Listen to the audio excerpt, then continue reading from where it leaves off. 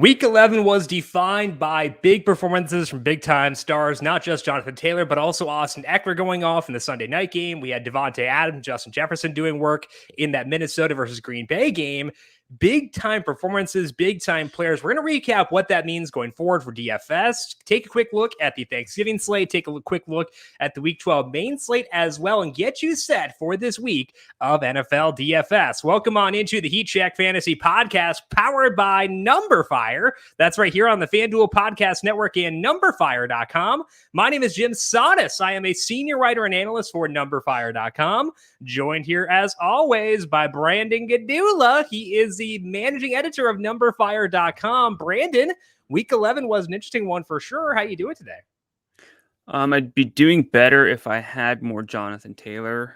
I had some, not enough. I had some Justin Jefferson, not enough. It was kind of the story of the week outside of the fact that a lot of the chalk busted. And as someone who doesn't typically play a lot of chalk, I did kind of play the chalk this week with Jeff Wilson, AJ Dillon, and just everyone in that Chiefs and Cowboys game, which that could have gone a little bit better. Yeah, it definitely could have. I think that the good thing was I had Jonathan Taylor in the right spots. It wasn't like I had like 40%, but I had him in the right spots. And like we had talked about him on Thursday and talked about the Bills defense and stuff like that and how they were susceptible against, better offenses. And we thought the Colts were that. So I did use him in like my highest dollar single entry contest. And it was a terrible lineup. I had, I think, Dak.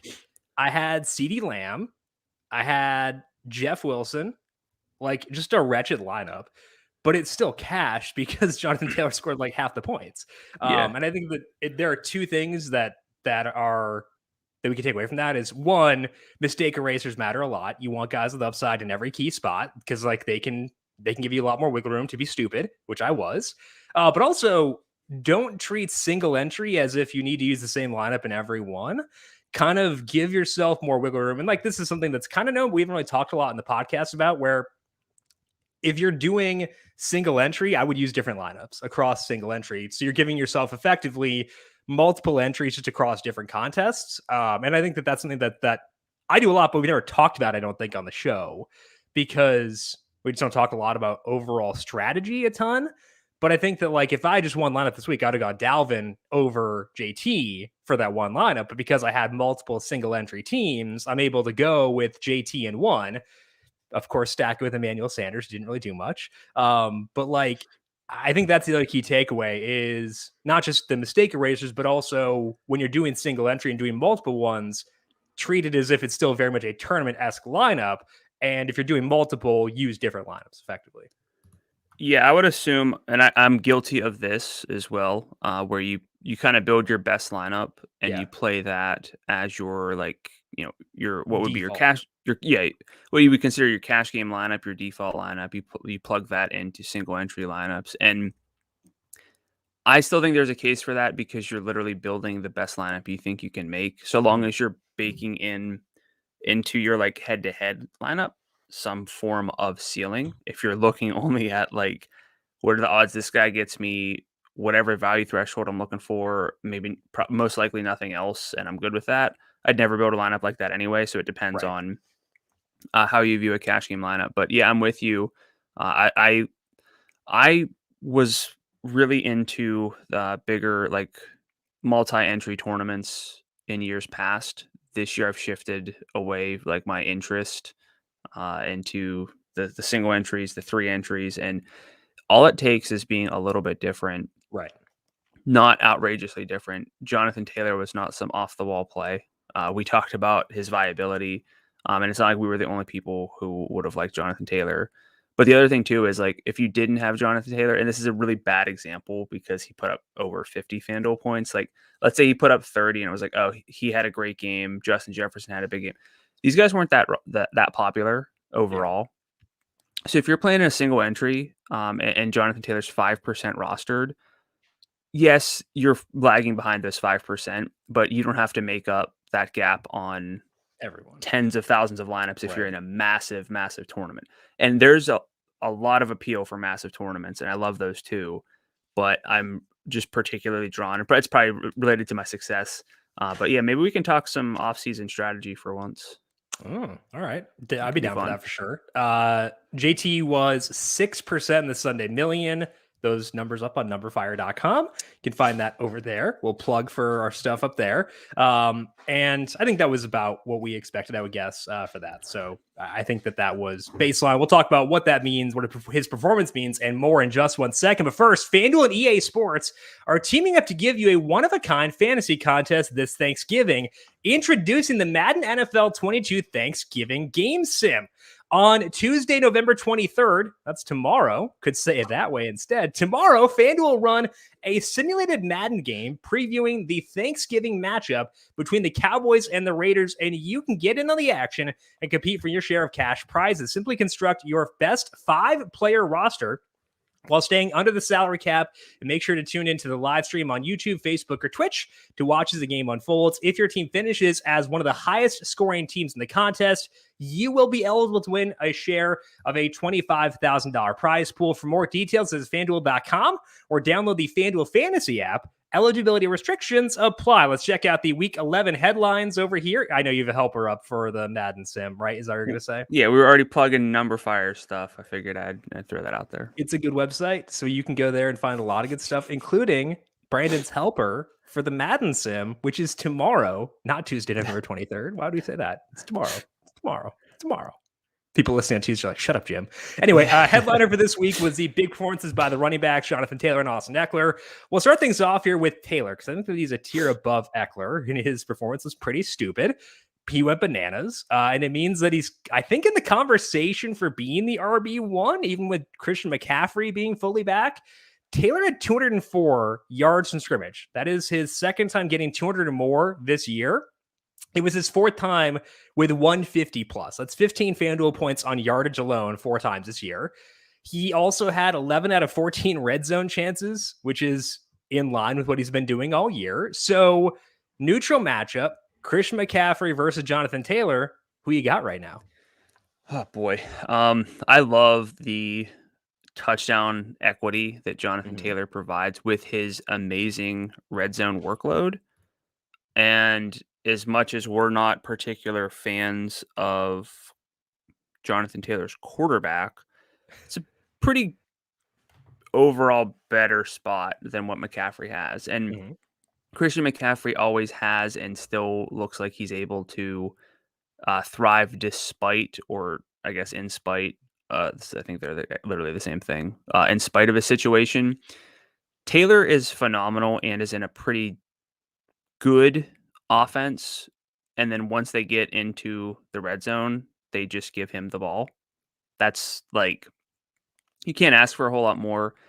I'm kind of getting shades of like a Todd Gurley role, where it's like, okay, we're inside the 10, we're just going to give it to Todd Gurley, and he's going to eventually just score. Jonathan Taylor has 62% of the Colts red zone opportunities over his past 5 games. That's just phenomenal. You can't really ask for a whole lot more from a player who, is able to run for 150 plus yards, have multiple touchdown upside, not just because of flukes or big plays, but because of his just literal opportunities from inside the 10, inside the 5. And he's also getting some targets, which I like. 3.8 to 4.3. It's like, if you gave me that with Derrick Henry in years past, or like this year, it's like, hey, we know he's got the potential for 150 plus on the ground with 20 plus carries. He's going to get the ball near the goal line, give him some yardage juice out of the backfield. Like, that's really difficult to pass up. So I don't know where I am with he versus McCaffrey. I think I'd probably have to put Taylor just a tinge above due to everything I said, and really coming down to the offense and potential game script. But boy, I really turned around on Jonathan Taylor. Yeah. I mean, like, his role changed, so yes. It's fair that you were not as high in previously. His role actively changed. Like, his snap rate was in between 45 and 55% each of the first 5 games. It has not been below 60% sets. It's been 80% each of the past 2 games. So he had a role change in there, which is good. But like, let me just read off these red zone shares for the past couple games. 11 out of 14 this week, 8 out of 9 last week, 7 of 12, 3 of 9, slacking. 6 of 9, 4 out of 4, 6 out of 6. Like, it's absurd. And when you combine that with a better overall offense, I'm going to take that over Christian McCaffrey. And that's not, again, that's not a disrespect to McCaffrey. It's because Jonathan Taylor is one of the best offensive lines in football. Christian McCaffrey has one of the worst. And Cam played well, and I like Cam, but I would probably, like, if I needed to generate touchdown drives for one game, I'd probably go Wentz right now over Cam. I don't know. That was not a lot of conviction in that statement, but like, I know that's although I'm pretty sure the Colts have a pretty easy schedule too, which is not like we don't need to take a season long view, but I don't think we'll have a whole lot of spots where they're in bad situations. Right. So I think that he's RB1 right now, and I feel okay saying that. And we can use him in tough spots. Like, the Bills had been the best rush defense in football so far this year, and they just manhandle him. So I think that matters a lot. We had talked about how they could be beaten, but like, beaten by the right circumstances, and the Colts are all those right circumstances. There were some short fields, but that's part of a range of outcomes for a running back. And you also got to factor in the opposing quarterback. Anyway, so quickly, it's fine. We're gonna say Taylor 1A over. Would you say 1A 1B or 1 and 2? Okay, no, 1A 1B. McCaffrey's too good to make him a 2. So then, name a main slate salary. 10,000 for Taylor, and how far is the gap over McCaffrey? 9.8 for McCaffrey. Okay, $200. Taylor's 9.8, McCaffrey's 9.7. Okay, that's fair. Very fair. The Colts are facing. I haven't familiarized Tampa Bay, right? Colts, they're hosting Tampa Bay. Carolina. If Vita Vea doesn't go, they might be able to move the ball there too. And Carolina gets Miami, so yeah. I think Vita Vea is a big one to track there. That's a big dude to be missing inside for Tampa Bay. So watch Saquon Barkley tonight and see what the Giants' offensive line does, and then multiply that by like 6, and that could be what you can expect out of the Colts there. We had Austin Eckler last night with 4 touchdowns of his own, kind of sneaking in after the big JT game. Let's talk about him too, though. Eckler had 11 carries and 7 targets for 115 yards. He had 6 out of 10 chances inside the red zone. 4 of those were actually targets, which is pretty fun. That brings the red zone share for the season for Eckler up to 35.7%, which is okay. He's now averaging 97.8 yards from scrimmage per game. So between the two, I'm far more skeptical of Eckler. I think he's actually closer to like the Zeke tier than the Taylor tier.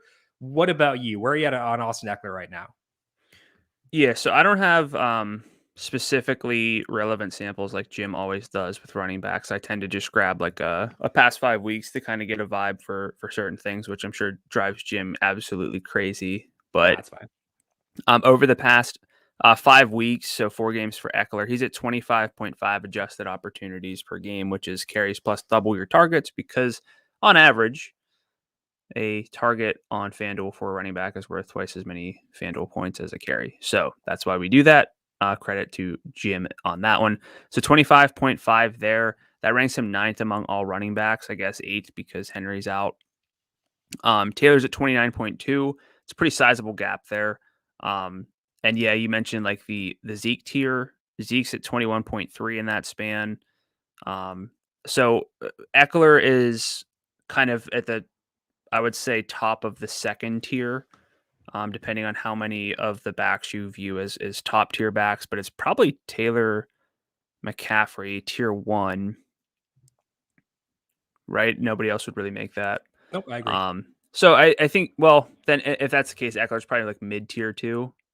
Yeah, because Najee's probably up there. Dalvin versus Eckler, I'd probably go Dalvin as well. Yeah, I would too. Najee, provided that he's all good to go, which should be. He came back in, so he should be fine. So it's like, look, I don't want to overreact to touchdown conversions. Mm-hmm. That's not really what I'm reacting to with Jonathan Taylor. I'm reacting to the conversion on what is very obviously forcing him the ball. I don't think that's going to be the case with Eckler. So like in a weird way, sometimes when I see performances like this for running backs, I get a little bit out on them because regression's coming, Right. unless the role is so different. And again, it's really like that's what's drawing me in with Jonathan Taylor. Yeah. They get Denver next week. The Chargers do, and that's not super enticing either. So we'll see on that one. But I would say it's probably like Najee, Dalvin, Eckler in that second tier ballparking. I think that's probably where I'd be right now. Yeah. Let's move now to the injury discussion from week number 11. The big one is CeeDee Lamb suffering a concussion at the end of the first half for the Cowboys and being ruled out. Dak really struggled in this game, negative 0.29, passing at expected points per dropback. And the poopy thing is that Lamb's probably going to miss Thursday as well. Amari Cooper will miss Thursday too because of the COVID-19 positive. If we look at the second half targets, which will be the team they've got for Thursday, Cedric Wilson led with 7 targets. Zeke had 4. Michael Gallup had 3. He had a lot of targets in the first half. I'm guessing it was Kansas City just like trying to lock him down in that second half. Dalton Schultz had 3. Tony Pollard 2. Malik Turner 2. So we're going to talk a lot about the Cowboys tomorrow on the Thanksgiving podcast. Actually, I probably should have mentioned that we have the Thanksgiving podcast tomorrow and the Week 12 preview Wednesday. What a terrible host. Anyway, Thanksgiving podcast Tuesday at 10 a.m., the Week 12 preview Wednesday at 10 a.m., both on the FanDuel YouTube page and on the numberFire Daily Fantasy Podcast feed. Go subscribe. Anyway, so Kellen Moore has 3 days to game plan with no Cooper and no Lamb. Where are we at in this Cowboys offense entering Thanksgiving versus Las Vegas? So I was watching that one because I was taking notes late on Sunday, writing up a helper for numberFire, which is a place where we have content if nobody's mentioned that yet today. And I was wondering what the total would be, what the spread would be. FanDuel Sportsbook took down the total and the spread.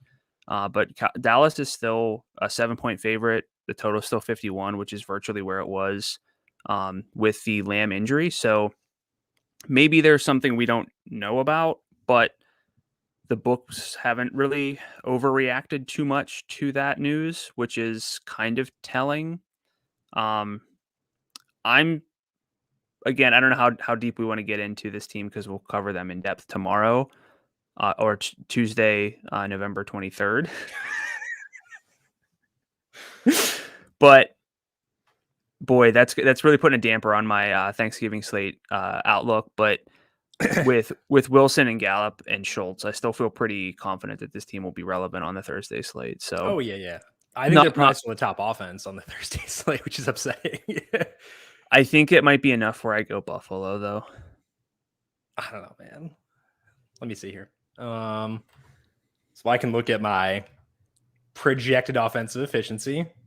So before entering this past week and bumping down Dallas for the injuries, they would have been first in the entire league for this week. Oops. Buffalo would have been 14th before the Indy game. Who else is on Thanksgiving? Wow, what a bad slate. This is fun. Yeah, we get Vegas would have been 17th. Well, Detroit before entering in Tim Boyle is a downgrade from Jared Goff somehow. Detroit would have been 30th. Chicago would have been 29th. So Dallas, I think, will still be number 1. But so Dak in the games where he's been missing at least one of the key receivers is at 0.21 passing net expected points per dropback. I think that what I'm expecting is that they almost just go run heavy because we've shown that they could do that. And they might just bully ball the Raiders this entire game, which they can do. So the Raiders are just kind of mid-level against running backs too. So that could be Nixon was good Zeke. against them this week. I think that Wilson would be the 2. Wilson would probably be the 2, right? Right now, Cedric Wilson, within this offense. Yeah. So you're would saying it be him or Schultz? Wait. Are you saying pass catchers or we want to play Zeke first? No. Sorry. Pass catchers. So exclude Zeke. So then Gallup 1, Wilson 2. Wilson or Schultz? I would go Wilson because we have a pretty decent tight end slate. Darren Waller, TJ Hawkinson, depending on, although he at least got targeted. I'll give him that much. So he's not Dan Arnold? Adam Troutman, Dawson Knox, potentially Cole Kmet, if we really want to get weird. Yeah. It's rough. We'll talk more about that Thursday, but Yeah. it is a downgrade for this team for sure. But Cedric Wilson, the big benefactor, I think, in terms of like how we adjust him relative to where he was at before. Do you have another question? I thought you did. You looked like you had a question. No, if anything, I was going to say you mentioned Dallas because I was going to say this, and then we said we were going to talk about it later. So go ahead. But Dallas's implied team total is going to be 29 points at the current spread and over under. Buffalo 25.25. So that's a pretty sizable gap. So we'll have to figure out popularity and all that jazz. Oh boy, we get 4 of the 6 teams with implied team totals of 22.5 or lower. So I tweeted back on November 8th about the Thanksgiving slate not being bad. Since then, we've had injuries to Justin Fields, Alvin Kamara, CeeDee Lamb, Jared Goff. Amari Cooper got the Rona. Josh Allen, took off the Scooby-Doo mask and revealed himself to be Josh Allen. So, it's weird. Anyway, let's talk about the other team that has did a the key other injury. Josh Allen quarterback Space Josh Jam? Allen's identity or something? No, he Space Jammed him. He stole his talent. Oh. He Space Jammed him. Yeah, I know what you're saying. Justin Fields left early with a rib injury, didn't return. Sounds like it's not a broken rib, but it's bruised, and that can still hurt. Andy Dalton went 11 of 23 in relief, but actually played well from an efficiency perspective. 0.31 passing net expected points per dropback. He threw Darnell Mooney 11 times, threw DeMarquise Goodwin 5 times. If we look at the numbers overall this year, Dalton's passing net expected points per dropback is 0.10, whereas Fields is at negative 0.15. I think the key thing that I saw here is that Dalton threw deep, whereas he did not earlier on this year. Because if you had given me Mooney on Thursday without seeing Dalton throw deep, I would have been a bit more skeptical. But now I'm like, okay, I'm kind of receptive to this because Dalton did show willingness to push it downfield. So how would Dalton starting impact your view of the Bears entering Thanksgiving? I would love Darnell Mooney. I'm probably going to have to love him anyway, just because of the state of receivers a little bit shaky for that slate. I'm not saying it's terrible. We have the Bills, so we have sort of secondary options among receivers there.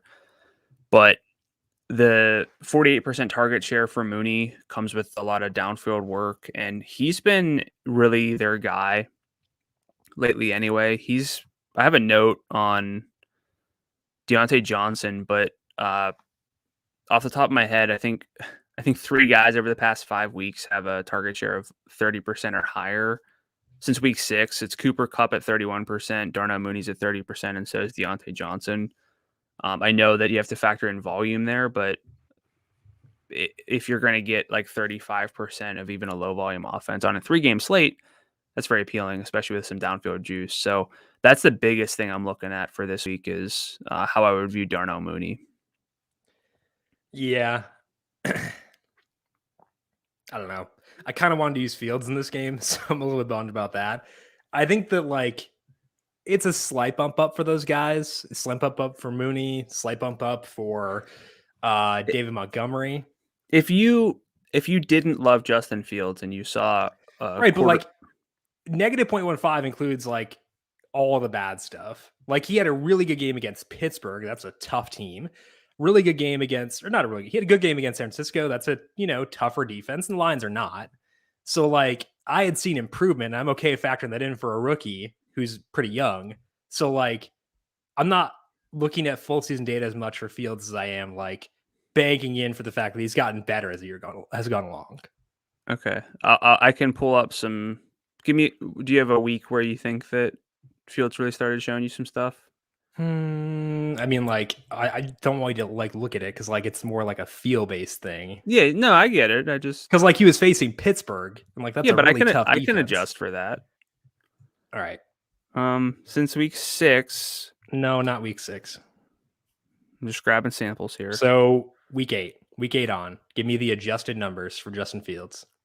Adjusted EPA per dropback is from Next Gen Stats EPA model. 0 EPA per dropback minus 0.01. So basically playing 2 expectation since week 8. So that's in your favor because before that, boy, he was not close to expectation even a little bit. But he's a rookie, so you expect improvement. Yes, no, I get that. I get that. Yeah. So I think it's a slight upgrade for Dalton to be in there versus Fields. I'm still bummed because I don't think I want to use Dalton, and I would have used Fields. So I think it's a bummer more than anything. But like, slight bump up for Montgomery and slight bump up for Mooney. Yeah, this feels like a 2-touchdown first quarter for Andy Dalton coming when I can't really talk myself into using him. Yep. AJ Brown and Marcus Johnson were both banged up for the Titans. Brown got hurt, left, came back in, left again. Johnson ruled out early and didn't come back. It led to a lot of stats for Des Fitzpatrick. He had 6 targets. 3 of those were actually deep. But the problem is that the offense was hideous. Ryan Tannehill averaged negative 0.10 passing net expected points per dropback. He's at negative 0.03 without Derrick Henry. RBS do matter. How worried are you about this Titans offense right now? I mean, it's kind of a simple question because I'm worried enough where I'm not going to play them. And I was already only looking at AJ Brown anyway, even in like this really good potential matchup in a spot where they should have, played from ahead, been efficient. That basically the same case I made for the 49ers this week. Like, they might have some concerns, but they should play efficiently, and that's good for DFS. I don't really feel that with the Titans here. Yeah. This is not going to help by any means. Yeah. Their backfield's a mess. Dontrell Hilliard was the guy for them this week. Played over 60% of snaps, had 10 targets. We thought it might be Deontay Foreman.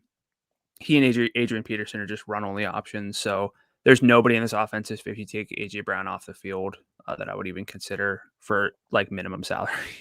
Yeah, I think that like if we're talking about guys to monitor here, it would be Fitzpatrick because like we know what Nick Westbrook-Akine is. It's not usable for DFS. Fitzpatrick actually did get some downfield targets. He got drafted for a reason. He got cut for a reason too. So like there is that to consider. But like he got drafted, and like that's worth something. So I don't know. I'm not gonna use him, but like I'll keep an eye on him. I hope AJ Brown's healthy because like I don't want this offense to be totally dust. But also, it's kind of weird the offense collapsed when Derrick Henry leaves. Also, maybe they should have used Derrick Henry more and Marcus Mariota is there. Maybe Marcus Mariota wouldn't have sucked as well. Anyway, now that I vomited that take out, Michael Carter left with an ankle injury, did not return for the Jets. Ty Johnson and Tevin Coleman both played about a third of the snaps. So likely a 2-man committee on a bad offense versus a 3-man committee. They're relevant for season long, but not DFS. Do you agree or can we move on? I think I agree. We just move on from here. Okay. Miles Sanders returned for the Eagles, played 46% of the snaps. Jordan Howard left early with a knee injury. Sanders set his season high with 16 rush attempts, topped 70 yards in scrimmage for the first time since week 1. He had some issues in this game and probably would have had worse numbers had Howard not gotten hurt. We hate committees, Brandon, but there's a chance that Sanders' role expands as he gets further removed from the injury. And they're actually running the football now, whereas they were not previously. So what is your interest level on Miles Sanders right now? Grim Freudian slip. Yeah. I mean, my view on him is just like I'm going to monitor the situation. That's really all I can say because I'm not there enough where I would actively target Miles Sanders on a full DFS slate at this point. I'm trying to pull up since week 7. I have this filtered a little bit, so I got to vamp for 1 second. Non-garbage time stats since week 7, which is when we really saw a shift from them. Their pass rate's 39%. League average is 58%. They're the only team below 47%. And again, that looks at your passes and rushes only whenever your pre-snap win probability is between 20 and 80%. So when the game's winnable, they don't want to throw the ball. That helps, but not throwing the ball doesn't really make me feel like efficiency's coming. Yeah. Unless you're an extremely efficient offense, like rushing offense, which they have been. Yeah. But this is like,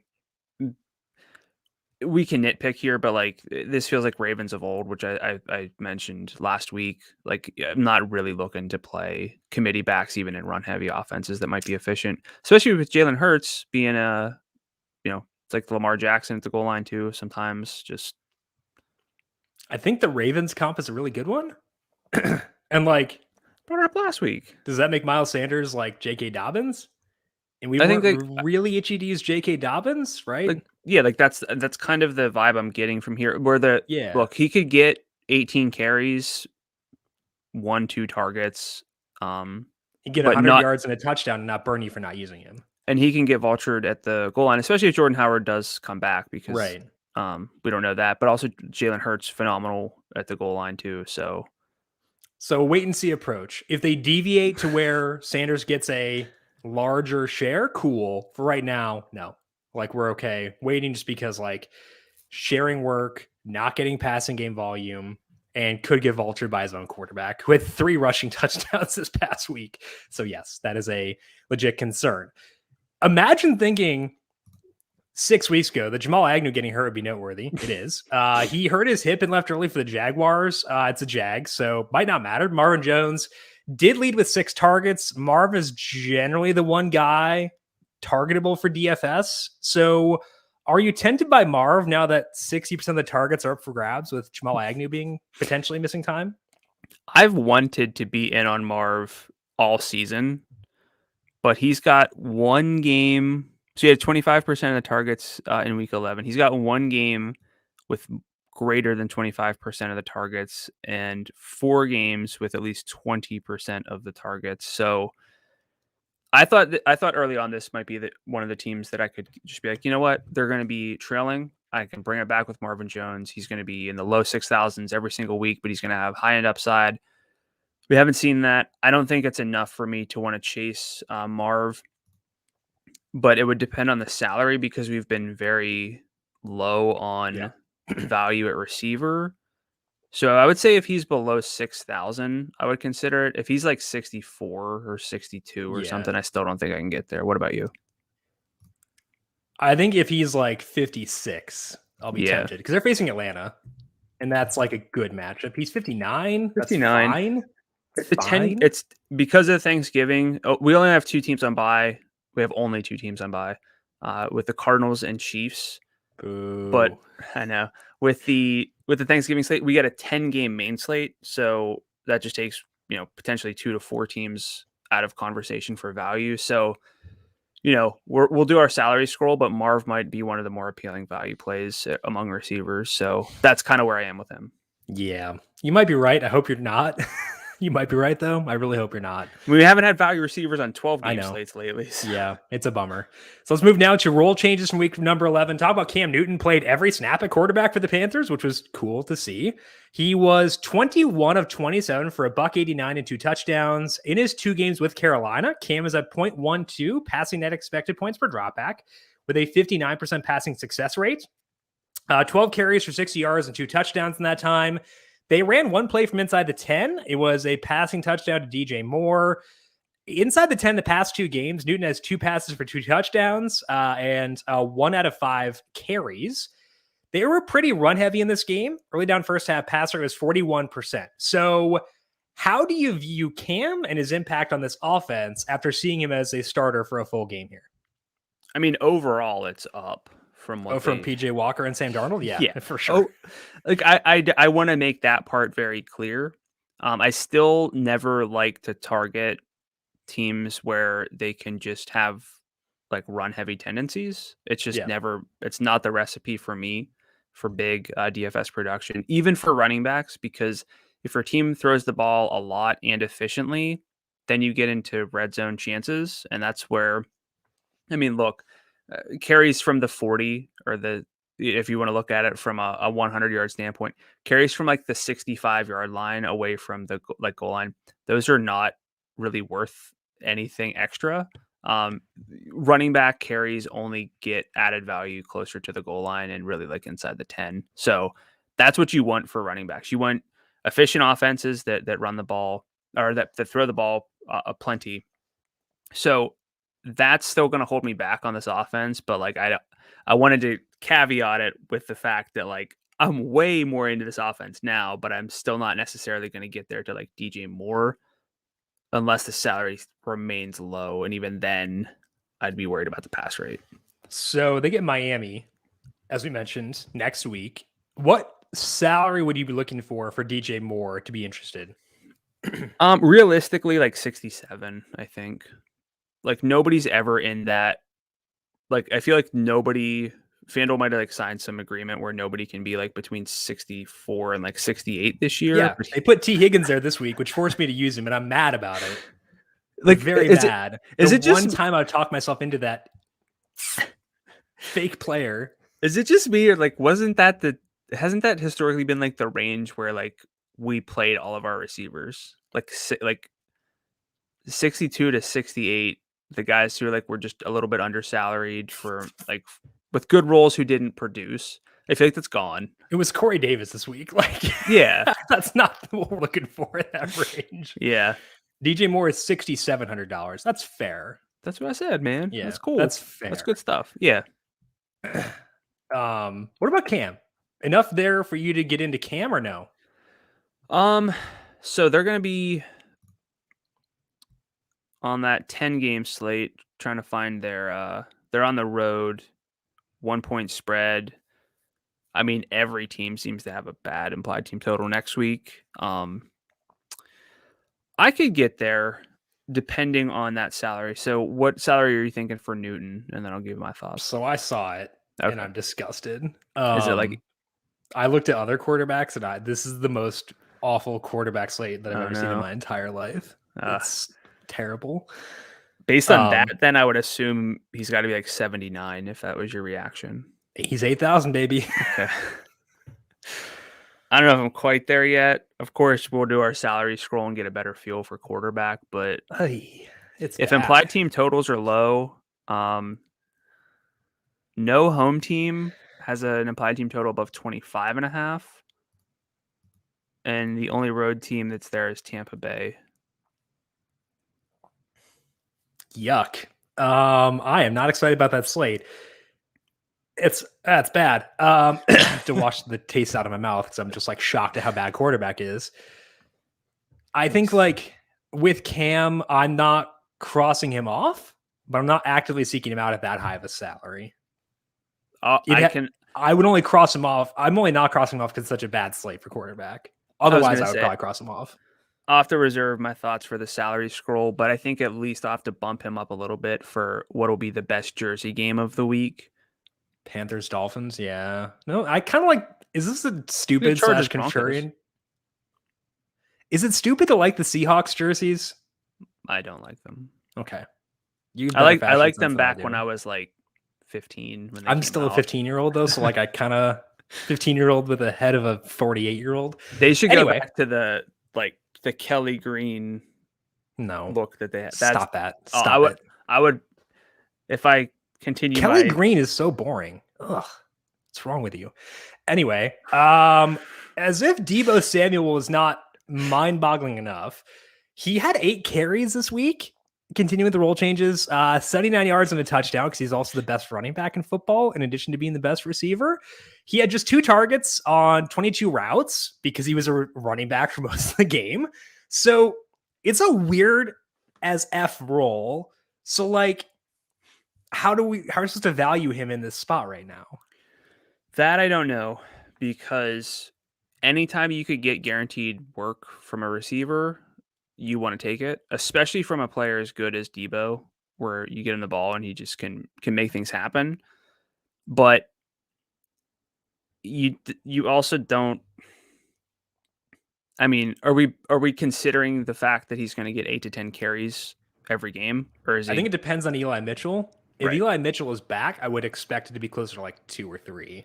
So, but also, then more targets.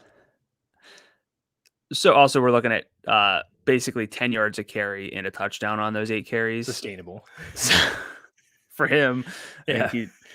So I just struggle with that because I still want, and I don't have this is poetry, but I don't have his downfield targets pulled up at this point from this week. Like what he had 1 actually. Like I don't know what his receiving workload looked like because I was too drawn into the rushing. Yeah, so he had 2 total targets.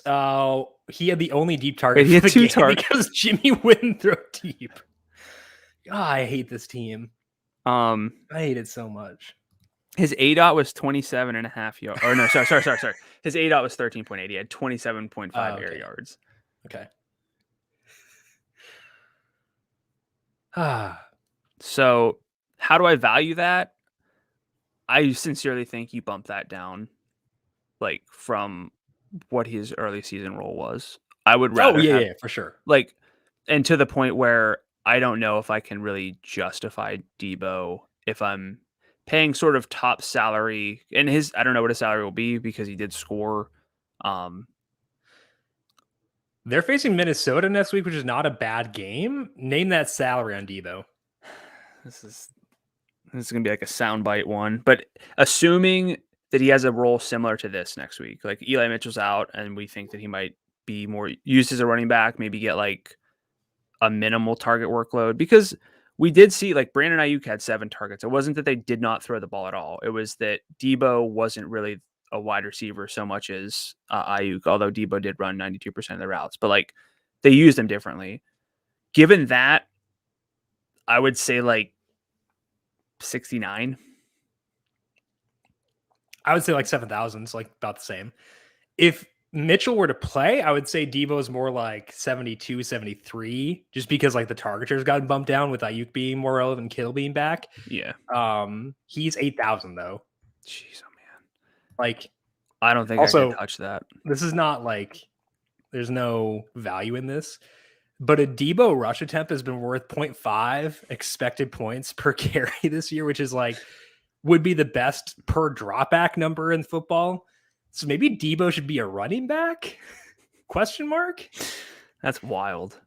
Imagine if you were on the Cowboys, average for people be like, "Oh my gosh, Zeke is terrible. Debo is the best thing that's ever happened." Not factoring in the way they're used. Anyway, different tangent. Other thing worth noting here, in case Eli Mitchell does miss, is that Jeff Wilson had 19 carries and 2 targets, 58% snap rate. He almost scored a touchdown, but Garoppolo sucks and missed him. He was wide open, but also like the role was not that good. So like he could have done better, but like the role was kind of just okay. Lost a lot of work to Debo, lost some work, obviously, to like Juszczyk and guys like that. Juszczyk had 2 targets. Trey Sermon had some carries too. So I would say I'm lower on Jeff Wilson now than I was. What about you? This one hurts because I lock buttoned Jeff Wilson. I'm gonna call him the X. I'm past VLOOKUP. I'm on to the X lookup, but he's the X lookup ruiner because he goes by Jeffrey Wilson Jr., Jeff Wilson sometimes. So, and it's not that he goes by that; it's just how he's listed. But this hurts me to say, but my expected FanDuel points model had him at 15.2 yesterday. So that comes. He'd have been around like 12 had he caught the touchdown. Yeah. He also, that next play, had a rush that came up short. And then they, for whatever reason, like, were throwing fades to, who is it, Trent Williams or something. Like, one of the best tackles in football. That's more concerning. I think the workload was honestly fine. I don't know. I'd have to look deeper at his snap rate in the first half, or like his workload just in the first half, because Trey Sermon came in and played some. Sermon got some work in the first half too. I was pretty surprised by that. But I mean, so here's the thing. That's what the 49ers do. Yeah. They're similar to the Ravens in that like they don't really play anyone. Well, no, the difference is like, I didn't expect Sermon to get any work because they've shown they don't trust him at all. And that factored into my expectations for Jeff Wilson because I didn't think they would use Sermon because they've been so like Kyle Shanahan like literally said like I'm not changing his role in a press conference this week because he like hates him. And Kyle Shanahan is a perpetual liar, and I should have known, hey, like, expect Sermon to play more than he's played the entire year now. So, like, I don't know. I hope Eli Mitchell comes back so I can just ignore them again. So, Wilson had 14 first-half rush attempts, and he had ended with 19. Mm-hmm. Sermon had 4. Wilson had 2 first-half targets. Sermon had 1. So how many carries did Debo have in the first half? 5 for 47 and a touchdown. Yeah. So Wilson had like 60% of the rush attempts. 14 of 23. That would be. Can't do that math. 55, somewhere around there. 61%. Okay. Yeah. That's not ideal. For 5,000, I don't regret it. No, I don't regret it either. I'm saying I might not use him going forward. Yeah. So, I mean, they're on the main slate. They have to be. Name a salary for Wilson. If we assume no Eli Mitchell, Yes. 63. Still 58. Okay. So the mega chalk paired with the bad results wasn't enough. Okay. Maybe again, we'll have to do the salary scroll, look at a more holistic view. I think the workload was at least promising enough at 58 in what should be a good game, one of the best games of the week from early assumptions here. Low enough where I would not cross him off. Yes. I agree. Clyde Edwards Ekeler returned and played I would say, decent role, given he just came off IR. He played 46% of the snaps, but led the team with 12 carries. Also had 2 targets, turned that into 76 yards. Darrell Williams was still involved, but CEH's role could expand as he gets further removed from the injury. They have a bye this week. Coming out of the bye, would you consider CEH as like an assumption that his role expands or no? That's going to depend wholly on his salary, because he's been one of the most salary sensitive or salary dependent plays since he joined the Chiefs for me. It's whenever you get him at, like 64, 63 1 week and the game is awesome and you're like, okay, he can get there. But if that creeps up close to 7,000, then even with losing some key running backs right now, I can't quite get there, because the 7,000 range has been pretty decent for running back lately. So yeah, I think that one's going to come down just to the salary, because I don't think his role is going to be massively different than what Clyde Edwards-Helaire's ceiling has been. Like 65-ish, do you think is probably appropriate? I would say that, yeah. Okay, and anything much above that, I couldn't anticipate many spots where I would play him. I agree. Jamal Williams returned this week for the Lions, and DeAndre Swift played 72% of the snaps, handled 14 out of 23 running back carries. He had 4 out of 5 targets. So that was that. Tim Boyle played, and he was terrible. So slight downgrade for the role for DeAndre Swift, big downgrade for the quarterback. How confident are you about DeAndre Swift entering Thursday on a short slate? So is Goff out for Thursday? Likely, for sure. Yes. Likely. Okay. That's what Schefter said. Yeah, that's what it seemed like. But so, I mean, the snap rate was about the same as what we've seen from Swift with Jamal. It's been about a 70-30 split. It came down from 93% whenever Swift set all of his career highs, with no context needed, I guess, but in overtime, no less. But the offensive efficiency is extremely bad. Tim Boyle was at a negative 0.37 passing net expected points per drop back. I don't think there are many in numberFire's database for a full season that really compare to that. I think one comes to mind, but I'm not going to say it for Jim's sake. Jared Goff is a rookie? I think he was like a minus. I think it might be exactly that number. Okay. But again, it's a 1-game sample for him, but I don't think there's a whole lot of reason to believe that that'll bounce back up in an extremely meaningful way. It can't really stay that low, but I don't think it'll get to the point where it's relevant. So that really hurts Swift. Now, he did produce still, which you like to see. But boy, like from a process standpoint, that's tough. Again, though, 130 plus yards rushing the past 2 games, like that's still going to keep his salary high for Thanksgiving. We won't play name that salary unless you really want to for the 3-game slate, just because it's kind of strange. But I have no idea what to say for his salary though, because like it's such a great workload, even with Williams being back, and such a terrible offense. Like that's tough. I won't compare him to D'Ernest. Woof. Just for anyone who doesn't know, I didn't like this game a lot, but under the assumption Nick Chubb was great. What do you mean? Like, no, under the assumption Nick Chubb would have been out. Yeah, I didn't like this game. It was a joke about the offense.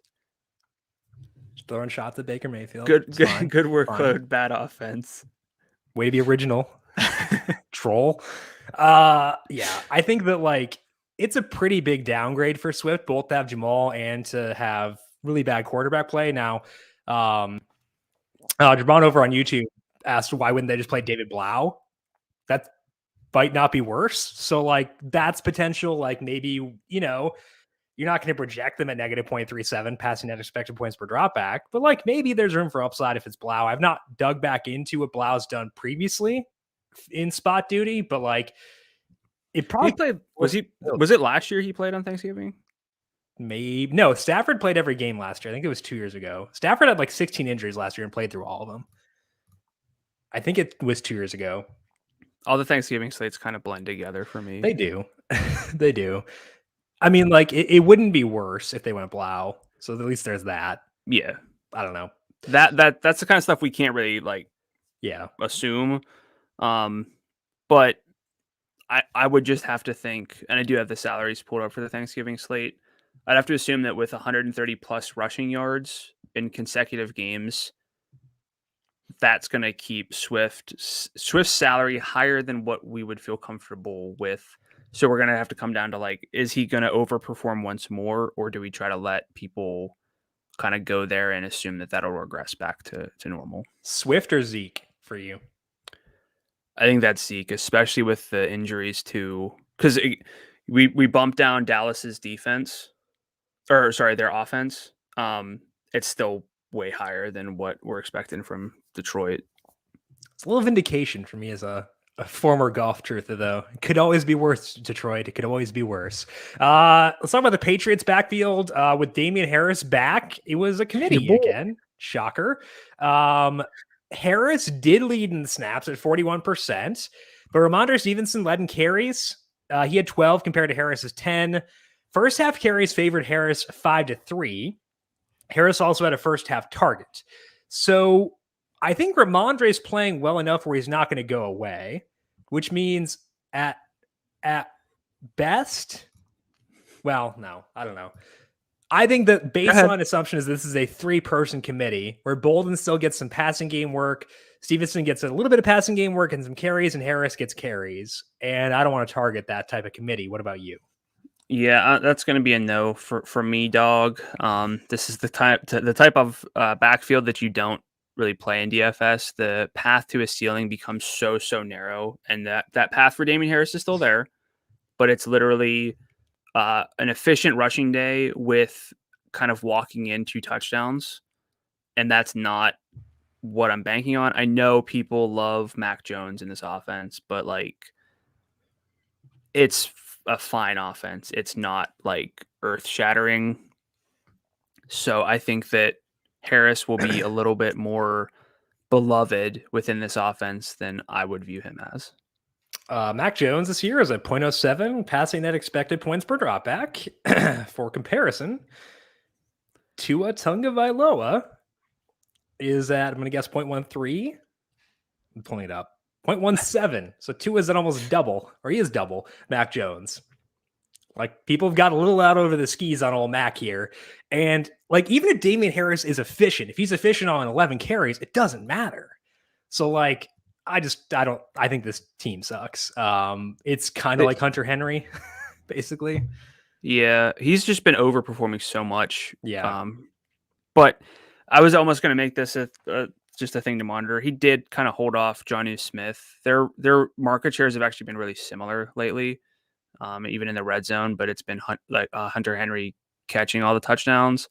I think it was 17-6 in routes in a run-heavy script this week. But yeah, Mac Jones has underperformed expectation if you adjust for his opponents faced. So like, again, I think that my perception of this offense is not as high as other people's. Yep. Matt Breida got some work for the Bills this past week and made it a 3-man committee. Devin Singletary led with a 37% snap rate and a negative script. Breida played 32% and Zach Moss played 30%. Breida didn't play a lot in the first half, did play a lot in the second half. So we generally just cross them off, but they play Thanksgiving. Small slate. Rough. Can you consider any of them even on a 3-game slate? I say no. I don't think so. Good. I think the only move on. Okay, good. Let's move on then. We'll talk Marquez about Valdez-Scantling led the Packers with 10 targets, which I love. He actually cashed in with a 75-yard touchdown too. If we look at the full games with Aaron Rodgers, Devontae Adams leads with 34% of the team's targets. MVS is at 18%. MVS has 42% of the deep targets, with Devontae at 33%. is that high enough, Brandon, where you shift the way you view MVS, or is he still very boomer busty with the busty outweighing the boomy?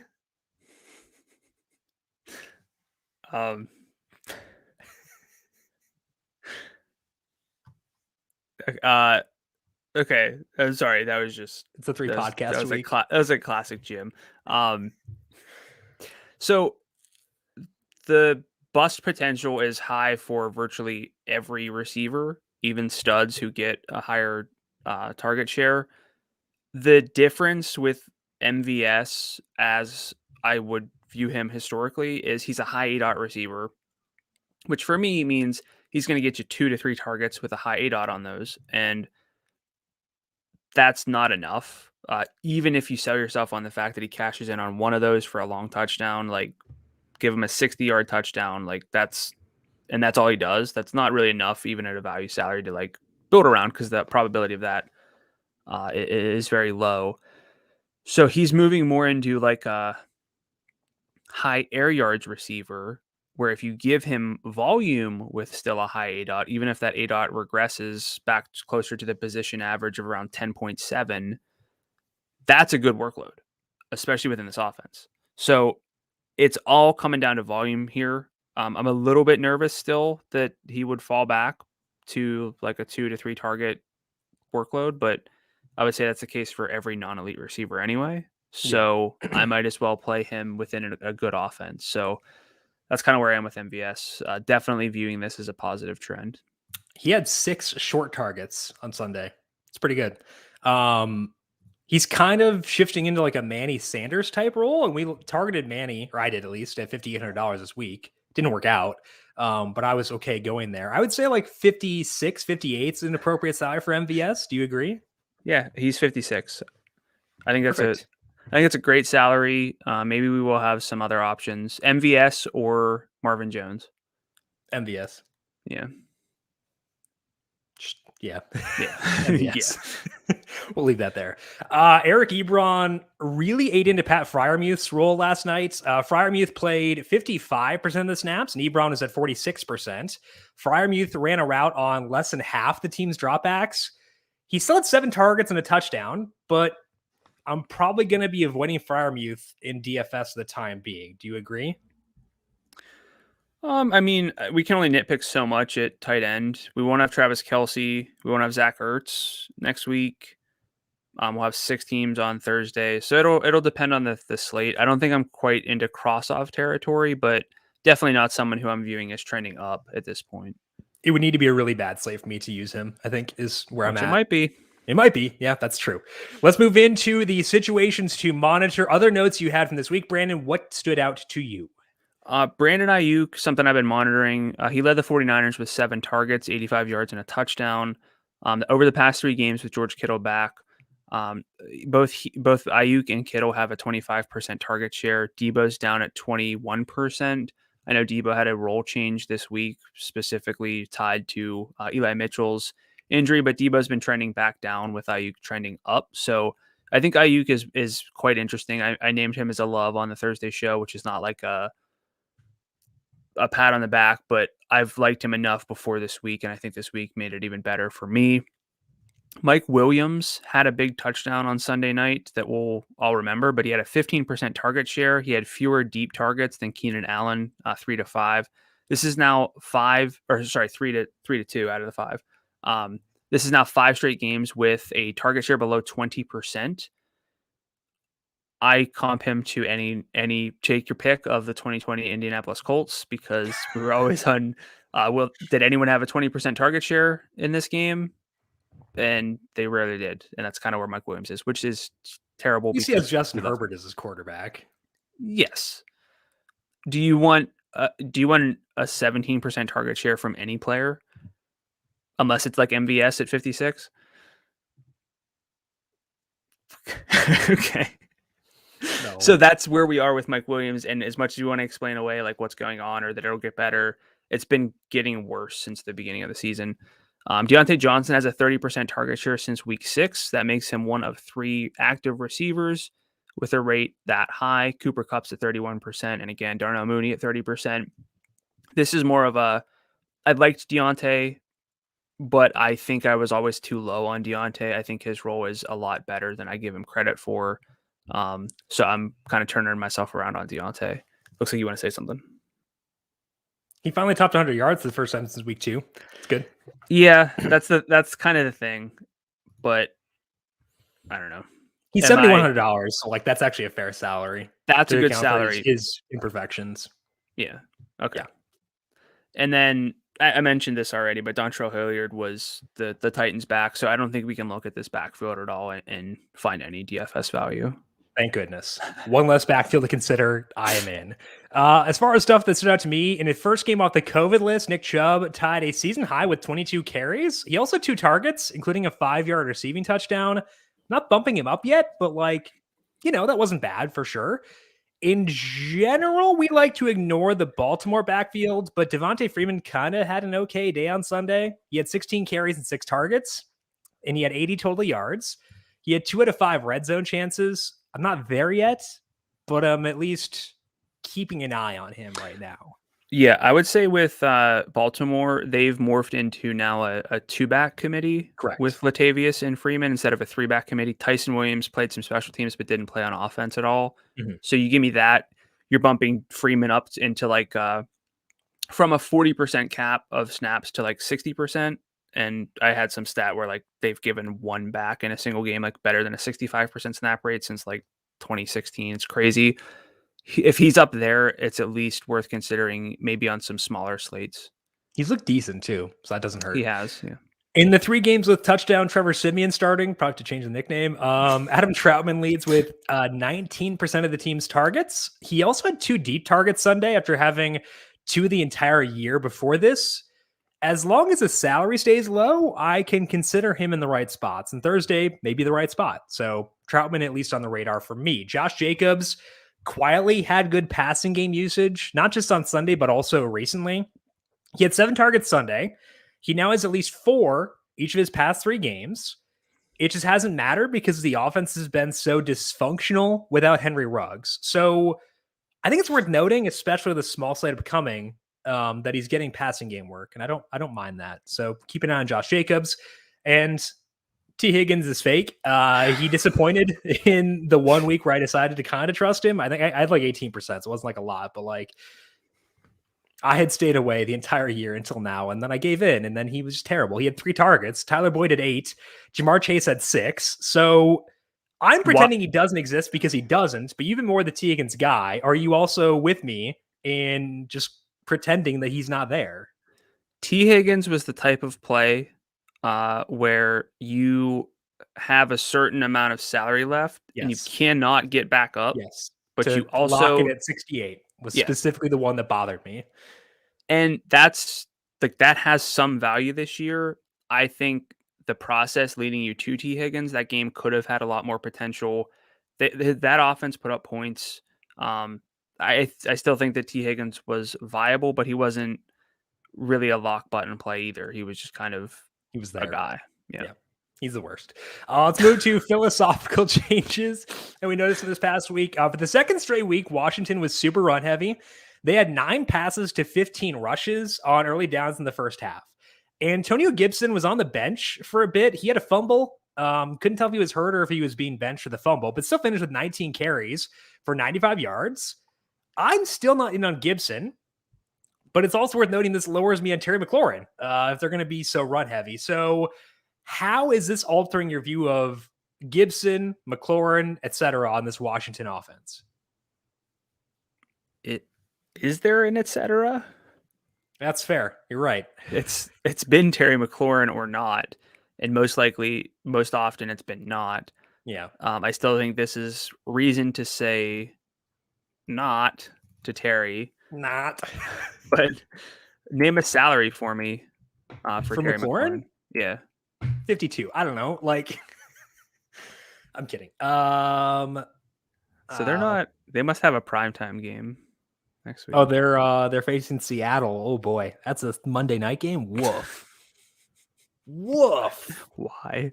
Can we flex that game to like a bye for both teams instead?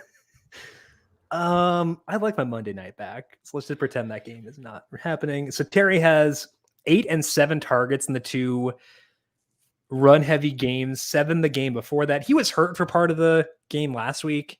He had that shoulder injury, but like, I don't know, like 63.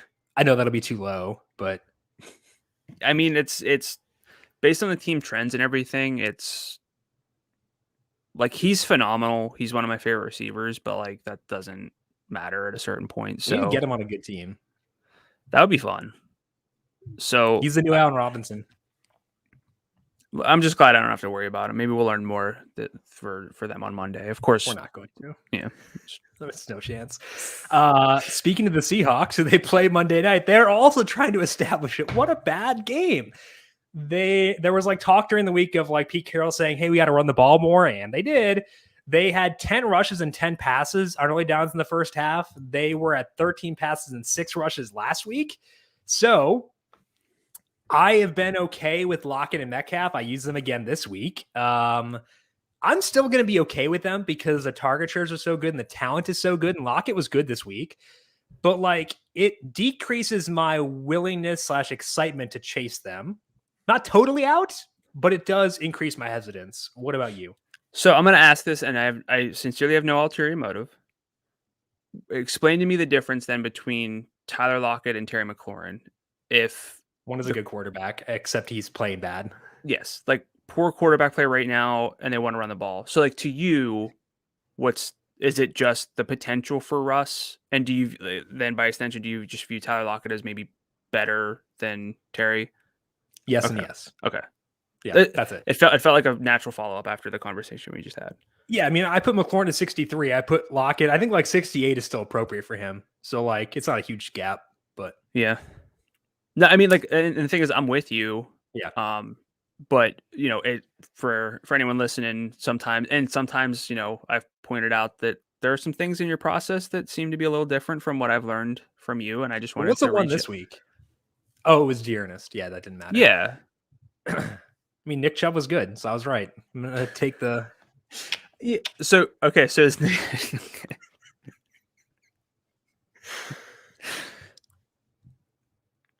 you give up? Okay, that's good. I'm done. I mean, if Dearness Johnson is now just Nick Chubb, he's better when there's no Nick Chubb. Yeah, he's better. You're right. He would have had 160 yards as opposed to 120. Any other philosophical changes for you? No, I pulled pace numbers. I pulled pass rate numbers. At this point, we've seen a lot of teams kind of lock into what they're doing for the most part. We've seen some like up and down blips in teams with recent stuff, but that's really about it. Yeah. The Jets are still pass heavy. Zach Wilson might be back this weekend's Houston. Not sure if that actually, we probably should talk about Elijah Moore. I missed him. My bad. That's true. He actually played most of the snaps this week, which hadn't been happening previously. So that's actually like, his salary is a bit too high at 64, but I'm not as off it as I was previously. He's at a 21% target share until the Corey Davis being back. I'm not like rushing to use him, but I'm also not out. 64 is kind of high. Where do you stand on Elijah Moore at that salary? So he played 85% of snaps back in week 1 and then 77% in week 2. And then like leading into this game, it's been like 60, 50, and then 80% this week. He almost, speaking of like the T Higgins range, he was almost the guy I just kind of was like, well, I can't get back up anywhere. Like it's not possible. There's only so much salary to go around. And I almost clicked on him at 59. So he was in that conversation. I don't think that, what'd you say, 64 is what he was? Yeah. Well, he is this week. He was 59 or whatever. Yeah, 59 this past week. So that's not like a big enough change where I'm like, would not be able to consider him, especially with an increase in snap rate. He's also good. So he might wind up being someone who like I roster depending on how my lineup works out next week. Yeah, I agree. I wouldn't be shocked. Okay, salary scroll. Do you want to start with Thanksgiving or the main slate?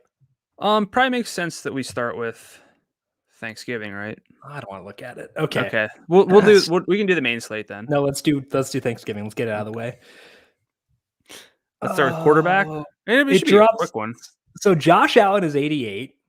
Dak Prescott's 82. And the next one is Derek Carr at 74. I might have to use Andy Dalton. I hate it. Dalton at 72. Yeah. So I think Josh Allen, given Dak Prescott's teammate injuries, just has to be the number one quarterback, even though we have concerns with him. You still have Dak number one? Mm-hmm. Okay. So again, it's those two in a clear tier above, and that's a very, very easy thing to say. I'm not saying you just use those two and then log out. I'll run the numbers. Okay. And I'll see how likely it is that those guys are the top scorers at the position, that kind of stuff, or at least surpass certain marks. The big discrepancy is going to be the frequency of slates that I simulate where other quarterbacks can get to 25 FanDuel points. Because if Josh Allen puts up 30 or Dak puts up 30, and even the value guys get you 18, 20, that even with accounting for salary, that might not necessarily be enough to overcome. Right. So other thing is, if Allen and Prescott don't come up, there's only two guys who can burn you. Yeah. So if they both fail, which is possible, then there's wiggle room. So that's you got to weigh the probability of that happening, which I'll post floor ceiling simulations and some range of outcome numbers. Where do you post that? It's a website called numberFire.com. We have other content as well. Thank you for bringing that up for the first time. This show. You're welcome. Running back. Hey, Alvin Kamara is 9,000 if he plays. He's 9,000 either way, whether he plays or not. Oh yeah, true. So David Montgomery's to 75. I still think he's a guy I want to be in on the slate, but that's higher than I was expecting. The role was decent. The production wasn't. Yeah. That's a good snaps. That's a good recipe for playing him on Thanksgiving, a 3-game slate. Yeah. Zeke's 84. Swift at 8,000 or Montgomery at 75? If Boyle plays, Montgomery. If Goff plays, I'd probably go Swift. Yeah. Okay. I'm with you. Mark Ingram, if Kamara can't go, is $6,600. He might be the biggest focal point on the slate. He would be, I think, at salary, he would be the RB1. Is that right? I think I agree. Yeah. Because it drops off after him. It drops off a lot. To MVP candidate Tony Pollard at 59. Yeah. If we don't have, we're not going to have any running backs from Buffalo. Nope. So realistically, we got Zeke. Let's assume Kamara's out. Zeke, Swift, Montgomery, Jacobs, Ingram. We got 5 backs we consider. Would you consider Tony Pollard? I think I'd have to sell myself on a run heavy script and then by extension not play Dak as much. Yeah. And just say they're going to feature both running backs. Dak's not going to do a whole lot. It's within Pollard's range of outcomes to be in the optimal. Mm-hmm. So maybe, I think he'll be much more popular than his optimal odds are. Agreed. Let's move to wide receiver, buddy. So Stephon Diggs is 83. Yeah. Next 2 receivers are CeeDee Lamb and Amari Cooper, probably not going to play. And then it's Darnell Mooney at $6,800. The one who stands out to me is Michael Gallup at 65. He might be close to an every lineup type guy. I could see that. I think if I get Andy Dalton, I might have. That sounds dumb. Mooney or Gallup? That's what I was going to say. So I might trust the market share. No, not on these 2 guys. No, I love them both. Let me bait you. I could never bet against Michael Gallup. Fair enough. That's Hunter Renfrow at 62. Not the type of play I usually go for, but it's like the Adrian Peterson Thanksgiving where he had 2 touchdowns. Oh gosh, that's so gross. Traquan Smith 59 he's got 21% of the targets the past 2 games without Kamara. That leads it. It's actually tied with Mark Ingram to lead the team. So I think the Bills' secondary receivers are interesting. And I'm saying secondary because I think that Cole Beasley is also in this discussion. He's been really banged up, and that has led to a decrease in his role. Did have 5 targets this past week, but with Marshawn Lattimore playing well, and I'd assume he'd be on Stephon Diggs. That does not mean don't use Stephon Diggs, but it does free up some additional targets for the secondary guys, which would mean some more for Manny, some more for Beasley. I think that makes them interesting at 58 and 57, to me at least. It does for sure, especially with the Lattimore situation. And we've seen Stephon Diggs be just kind of like a 1A among a 3-headed receiver trio. That has changed the past 2 games, but it wouldn't surprise me if Diggs gets a 20% target share and they spread the ball out a little bit more to the other options. So I'm with you there. I think this Buffalo-New Orleans game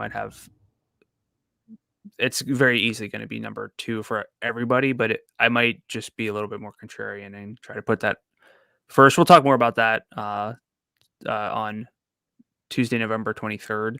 Thank you. Marquez Callaway's got a lot of downfield targets. Yeah. So he'd be in play. Cedric Wilson, 56, I think is going to be like... We're probably not going to need those salary savings, but I'll take them. So then, we'll talk more about like slate strategy and how much salary we feel comfortable leaving on the table, which honestly, probably as much as we want. Yeah. Because like you're going to get to the point where like, do I play Darnell Mooney or Stephon Diggs? Like, do I have that much salary left? And a lot of people will just click on Stephon Diggs if they can get there. And I'm not saying I like Darnell Mooney more than Stephon Diggs straight up, but it's a game theory situation on a 3-game slate. If Goff were to play, Josh Reynolds led the Lions in routes run at 22 this past week. He had 3 targets, did not catch any of them. Also, I think they were all downfield. Yeah. So, like, again, we're not going to need the salary savings, but he'd probably be the Lions' top receiver, not top pass catcher, but top receiver. So that's that. Tight end. We're probably going to be on Waller a lot, so probably the salary to get there, right? Yeah, I think the conversation will then have to be Waller versus the field and Stephon Diggs versus the field. Like, what gap is bigger? Yeah. Probably still Stephon Diggs for like sheer end upside, but we have notable names. We've got Hawkinson, Schultz, Dawson Knox, Adam Troutman. I don't think it's shaping up to be a week where we get a tight end in the 4,000 range that we can. No. So we're going to need to allocate some salary to tight end. Yeah. The Bills did run some screens for Dawson Knox this week, and he had 10 targets. Maybe he's also in that like discussion of like benefiting from maybe 1 or 2 targets leaving Stephon Diggs due to Marshawn Lattimore and going elsewhere. Maybe he's in that discussion too. He might be assuming we get Tim Boyle, he might be the tight end 2 for me behind Waller.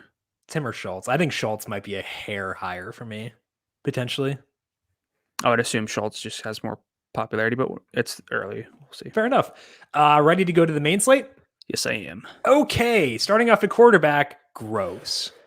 Jalen Hurts is the highest salaried quarterback for week number 12 on the main slate.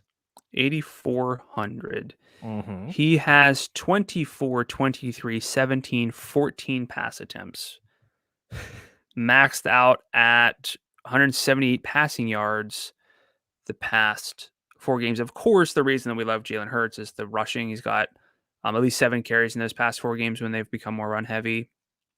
At least 55 rushing yards in all 4 of those games. So like that's the appeal for Hurts. But even with that rushing, here's the thing. I say this a lot. Like, the dual threat quarterbacks have to be a dual threat quarterback. Like, Cam Newton, to me, is not really a dual threat quarterback because he doesn't have the passing. Even with those rushing yards, Hurts has 30.78 FanDuel points because he scored 3 times on the ground, 19.62, 16.68, and 11.22. Like, if you throw the ball, if you only throw for 150 yards, that's not necessarily enough unless you're running for like 100 plus and a guaranteed touchdown. Hurts getting 30 this week was the first time he scored 30 all year. And he had 3 rushing touchdowns to get there. It's wild. So keep that in mind. I think Brady at 82 is far more appealing. Facing Indy on the road in a dome. That's good. Yeah. People may be afraid of targeting Indy because they just shut down the powerful Bills, but the powerful Bills are not powerful, so doesn't bother me too much. I think Brady stands out there. The Rams Green Bay game is interesting, but like not, I don't know. I know that Rodgers lit up the Vikings. That was in a dome. He was kind of hurt with his toe.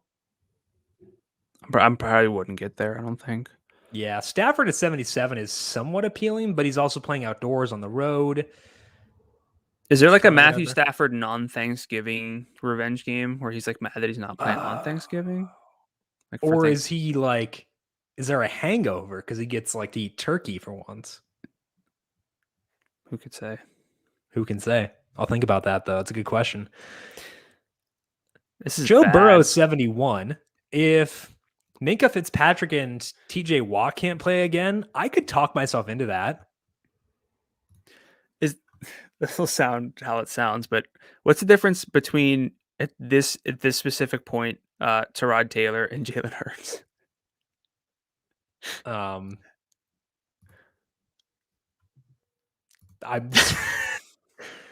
Well, just Hurts runs a lot more. Yeah, twice. That's fair. That's why. I don't got a lot from this plate. Jeez, man. Ryan Tannehill's been really bad. Matt Ryan has been my guy, but he's been. Should he be? Hey, man, the long-term sample is actually quite good. He was awful this past week. He was awful the week before, too. Okay. 3 of the past 4, he's been bad. Let's go to running back. JT is 98, CMC 97, as you said before. Both very fair. Yes. Dalvin Cook is 81. Why is his salary going down? He had 22 carries and 4 targets this week. Probably I don't know what his just like popularity numbers were. Might not have been that shocking. Been high. It should have been. But with Dylan and everything, it probably was. Yeah, I suppose. I don't actually know it off the top of my head. Okay. What else stands out to you? Saquon 75, depending on the role he has Monday night.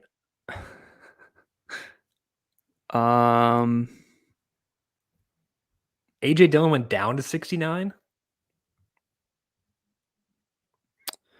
I could see that. Like just again, it's not. It's a lot of like results based stuff that has to factor in. I would assume. Yeah.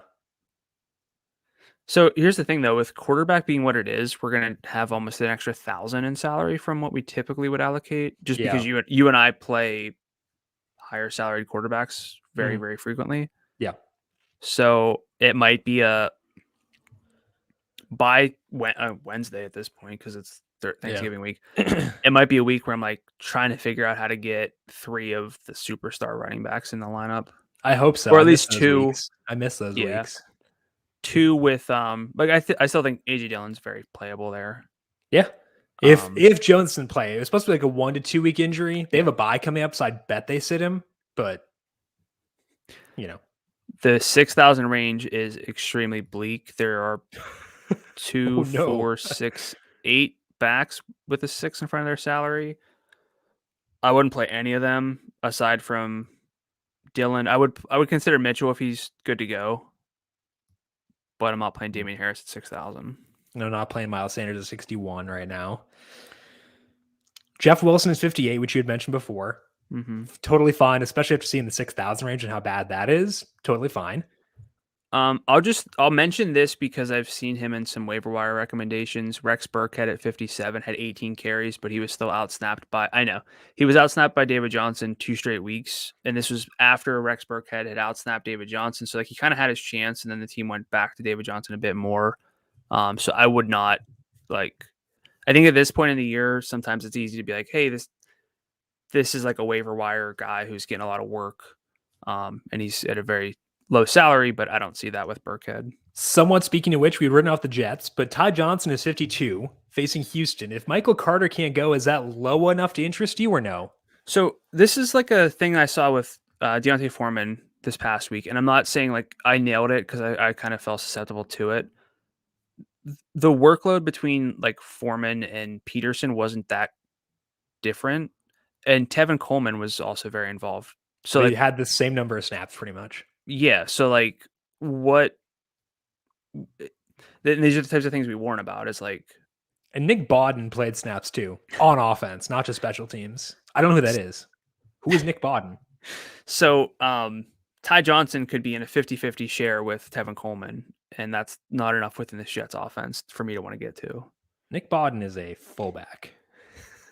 I hope, based on his athletic scores. So through two positions, no real stud quarterbacks aside from Tom Brady really jumping out to us. And then not a whole lot of value at running back with a lot of stud running backs to keep in mind. Okay, moving to wide receiver. Cooper Kupp is 95. Ooh. Justin Jefferson is 81. That could be kind of point chasey of me, but I like that. So I looked at Jefferson and I ended up playing him in my main lineup. And I was like, he hasn't really had big games. He had one 20-point game entering this past week, but he was just coming off an 11 target game with 143 yards, but no touchdowns. So he still got the 18.4. I was like, well, if he were to repeat that and actually score, which he basically did and improved upon. So I think I was a little bit low on Jefferson. I was kind of begrudgingly putting him in my lineup, but I think that I'm higher on Jefferson, not because of the results, but just because of the workload. Yeah, and the workload's been better. They talked about getting the ball more, and they have. So I'll take that for sure. Other receivers who are of interest. I would say Chris Godwin, Mike Evans, assuming that Antonio Brown's not maybe suspended. Who can say? I don't know.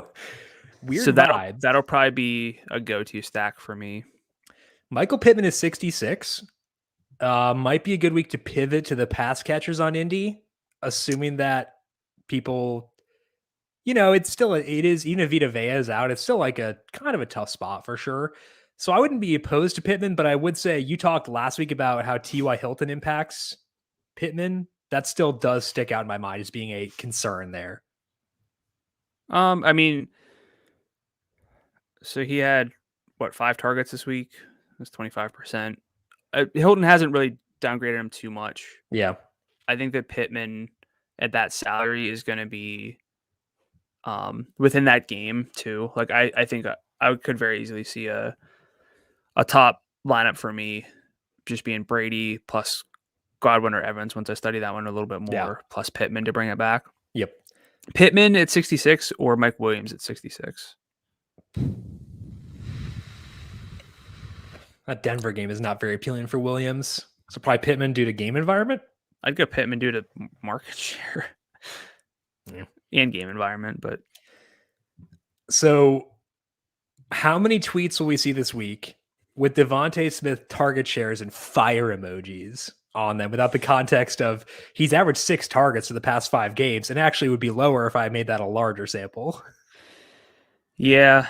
I'm cherry picking to make it look better by going past 5 games because he had 9 in the furthest back one of that sample.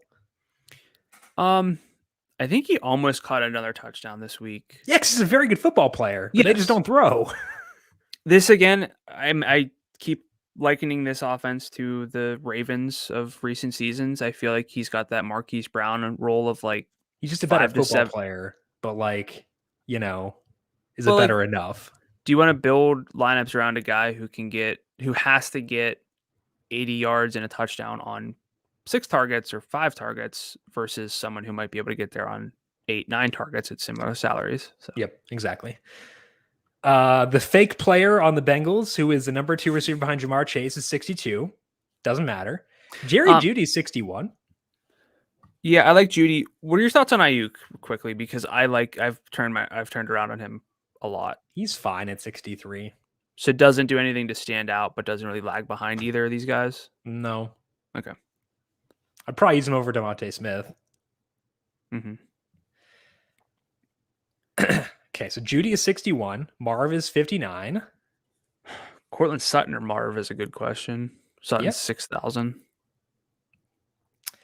Kadarius Toney is 56, depending on the role he has Monday night. Get behind that. He'll either be the offense or just a guy. Yeah, that's what he's been. One or the other. MVS is 56. I've not seen Van Jefferson yet. Oh, he's 54. Ooh, buddy. Oh, baby. Whoa, Nelly. I'm going to lose so much money on Van Jefferson this week. So we do have some more value at receiver than typical. We can actually load up a running back this week. Chris Conley's 52. He had a 4 target. 5 target game. I'm sorry. 4 you killed the vibe, man. Targets. You killed the vibe. It's dead. It's so dead. Your boy Des Fitzpatrick's 5,000. No. So I would say between Van, MVS, potentially Kadarius Toney, depending on the role. Maybe Marv. We've got a decent number of receivers in the 5,000 range. We got Judy in the low 6,000 range. Ayuk is there. Elijah Moore is there. We got some dudes with lower salaries we can actually tolerate. So this might be a good week to spend up at running back. I think that's going to be the recipe, and then we'll flip over to tight end and see what we got there. Kittle 67. I can get behind that again. He scored in 3 straight games, and Kittle, I don't think had scored in consecutive. I think Rich Rebar tweeted this week that Kittle had never scored in consecutive games before last week, and now he scored in 3 straight. So like the touchdown stuff's going to regress, but also like, you know, it's got a good target share. Yeah, but 67's a good number. It's a reasonable number. Pitts at 66, Gronk at 55, Gesicki 62. I think we're going to have to side with Kittle there. Yes. I would agree with that. But that's not like 75, it's not 8,000, so that helps us once more get back up to another stud running back. Do I need to pretend Tyler Higbee doesn't exist too? Yeah. Okay. I'm gonna learn how to write some sort of Chrome extension and just send it to you so that you don't see Tyler Higbee in the player pool.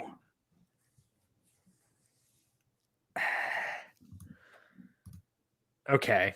I don't see any like good lower salary tight ends.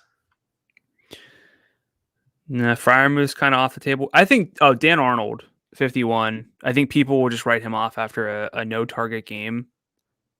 He ran 22 routes. That was second on the team behind Marv. But he wasn't paying off even before.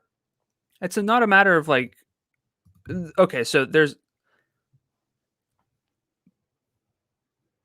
I guess they didn't include his recent game in the game log because there's nothing to it. He didn't play. He's a fake player.